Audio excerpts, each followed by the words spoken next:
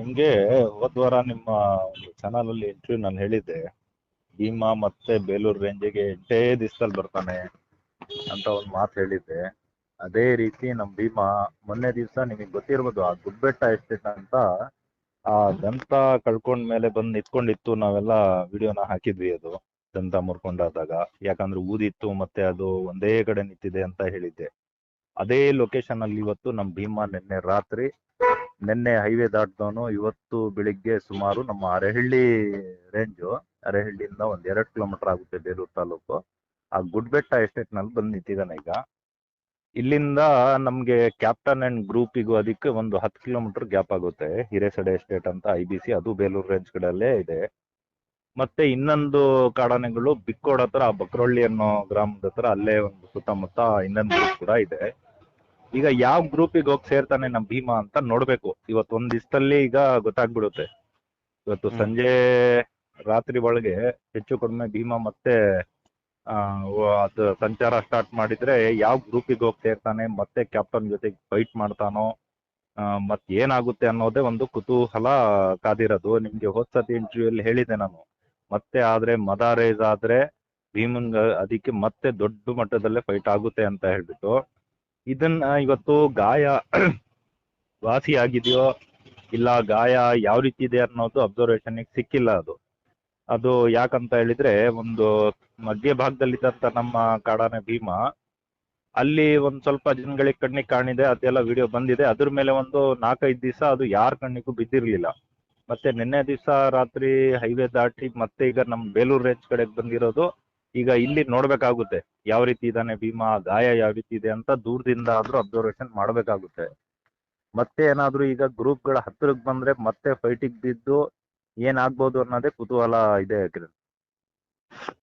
ಈಗ ಒಟ್ನಲ್ಲಿ ಫೈಟ್ ಆಗೋ ಚಾನ್ಸಸ್ ಇದೆ ಗ್ರೂಪ್ ಸೇರಕ್ಕೆ. 100 ನಿಮ್ಗೆ ನಾನು ಅವತ್ತೇ ಹೇಳಿದ್ದೆ, 99% ಈ ಫೈಟ್ ಅಂತೂ ಆಡೋದು ಖಂಡಿತ. ಅದು ಯಾಕಂತ ಹೇಳಿದ್ರೆ ಅದು ಹೆಣ್ಣಾನೆಗೆ ಸೇರ್ಲೇಬೇಕು.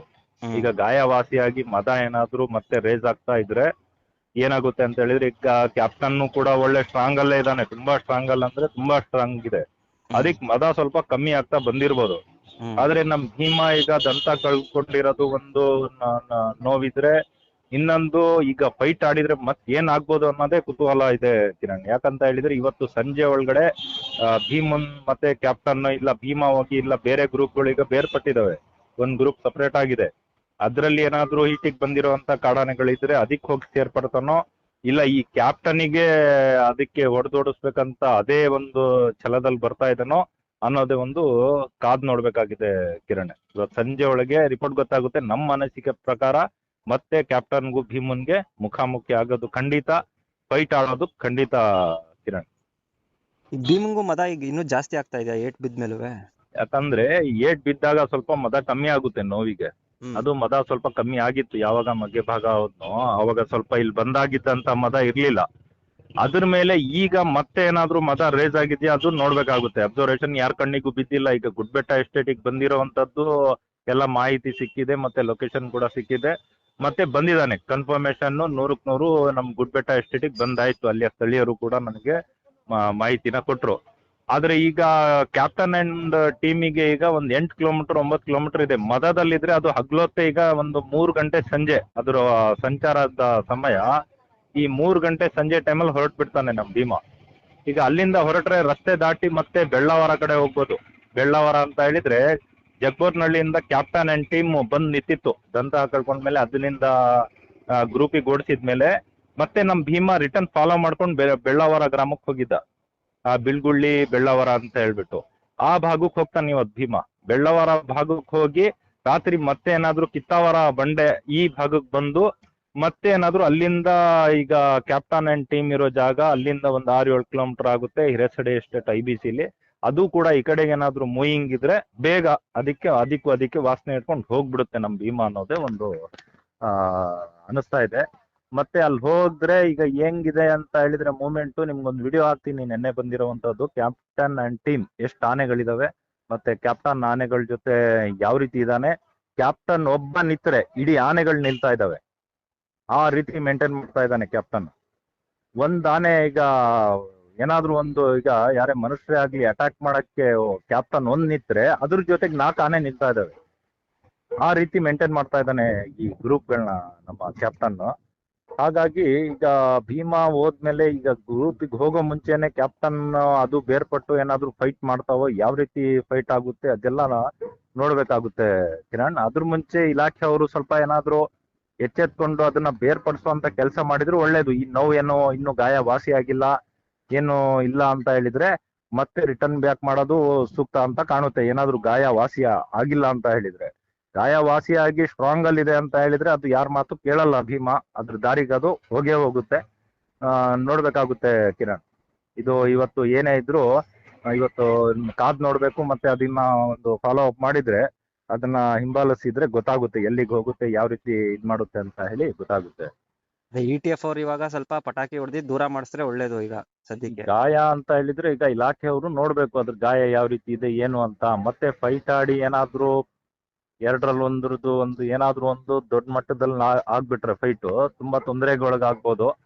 ಹಾಗಾಗಿ ಸ್ವಲ್ಪ ಇಲಾಖೆಯವರು ಅದ್ರ ಗಾಯ ಯಾವ ರೀತಿ ಇದೆ ಹೇಗಿದ್ದಾನೆ ಅಂತ ನೋಡ್ಬಿಟ್ಟು, ಈಗ ಬೇಲೂರು ರೇಂಜ್ ಕಡೆಗೆ ಬಂದಿದೆ, ಆ ಕಡೆ ಸಕಲೇಶ್ಪುರ ರೇಂಜ್ ಕಡೆ ಇತ್ತು, ಅಲ್ಲಿಯ ಇಲಾಖೆಯವರು ನೋಡ್ತಾ ಇದ್ರು. ಈಗ ಅದ್ರ ಗಾಯ ವಾಸಿ ಆಗ್ತಾ ಬಂದಿತ್ತು. ಈಗೇನಾದ್ರೂ ಗಾಯ ಇನ್ನೂ ಏನಾದ್ರೂ ಇದೆಯಾ ಇಲ್ಲ ವಾಸಿ ಆಗಿದ್ಯಾ, ವಾಸಿ ಆಗಿದ್ರೆ ಮದ ಜಾಸ್ತಿ ಆಗಿದ್ರೆ ಅದಕ್ಕೆ ಯಾರು ಹಿಟ್ ನಿಲ್ಸಕ್ ಆಗಲ್ಲ, ಯಾರ ಮೇಲೂ ದೂರಕ್ಕೂ ಆಗಲ್ಲ. ಅಂತದ್ರಲ್ಲಿ ಈಗ ಫೈಟಿಗೆ ಹೋಗೇ ಹೋಗುತ್ತೆ, ಅದು ಗ್ರೂಪಿಗೆ ಹೋಗಿ ಸೇರ್ಲೇಬೇಕು. ಹೀಟಿಗೆ ಬಂದಿರುವಂತ ಹೆಣ್ಣಾನೆಗಳಿಗೆ ಸೇರ್ಲೇಬೇಕು ಅದು ಯಾವ್ದೇ ಕಾರಣಕ್ಕೂ. ಈಗ ಹೀಟಿಗೆ ಬಂದಿರುವಂತ ಹೆಣ್ಣಾನೆಗಳು ಕ್ಯಾಪ್ಟನ್ ಅಂಡ್ ಟೀಮ್ ಅಲ್ಲೇ ಇದ್ರೆ ಆ ಟೀಮಿಗೆ ಹೋಗಿ ಸೇರ್ಪಡ್ಬೇಕಂದ್ರೆ ಈ ಕ್ಯಾಪ್ಟನ್ ನ ಅದು ಫೈಟ್ ಮಾಡ್ಲೇಬೇಕು. ಅದನ್ನ ಅಲ್ಲಿಂದ ಗ್ರೂಪ್ ಇಂದ ಬೇರ್ಪಡಿಸಿ ಇದು ಸೇರ್ಕೋಬೇಕು ಗೆದ್ರೆ. ಆ ತರ ಇರೋದಿದು. ಆ ತರ ಏನಾದ್ರು ಈಗ ಏನ್ ಅನಿಸ್ತಾ ಇದೆ ಅಂತ ಹೇಳಿದ್ರೆ, ಈಗ ಫೈಟ್ ಆಡೋದ್ರಲ್ಲಿ ದಂತ ಇಲ್ಲ, ಯಾವ ರೀತಿ ಮಾಡ್ತಾನೆ ನಮ್ ಭೀಮಾ ಫೈಟ್ ಅನ್ನೋದೇ ಒಂದು ಕುತೂಹಲ. ಈಗ ಕ್ಯಾಪ್ಟನ್ನು ನಮ್ದೇ ಆನೆ, ಈಗ ಭೀಮಾನು ನಮ್ದೇ ಆನೆ, ಆದ್ರೆ ದಂತ ಕಳ್ಕೊಂಡಿದೆ. ಈಗ ಮದದಲ್ಲಿರೋ ಕಾರಣ ಎರಡರಲ್ಲಿ ಒಂದು ಹೊಡೆದಾಟ ಮಾಡಿ ಏನಾಗ್ತವೆ ಅನ್ನೋದೇ ಒಂದು ಕಾದ್ ನೋಡ್ಬೇಕು. ಮನ್ಸಲ್ಲಿ ಒಂಥರ ಕುತೂಹಲ ಕಾಡ್ತಾ ಇದೆ.